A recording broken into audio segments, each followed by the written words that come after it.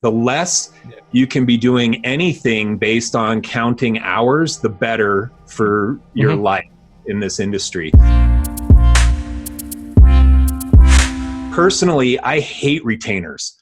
And I even quit selling retainers, and I changed everybody who was a retainer type of client, I changed them to a bucket of hours type of client, where instead of saying, okay, monthly, you're going to give us 100 hours per month of work. And then in the very first month, they give you 50 hours. And then they want to roll 50 more into the next month, and they have 150 hours. And then they only do 120, and you're rolling 30 into the next month. And it's just this big, messy thing. Yeah. So I started selling everybody on buckets of hours. You want a discounted rate. Instead of telling me that you're going to give me 100 hours of work each month for 6 months, why don't you just buy 600 hours? And we'll reduce the price of those hours, and you can use them over the course of 1 year.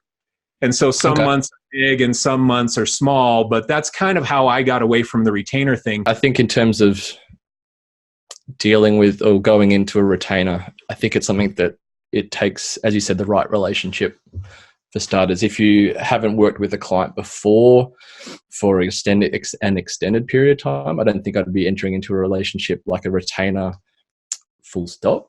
But if you have a good rapport with them and you know what their general output is on a monthly basis or a yearly basis, then that's when it may be something to consider.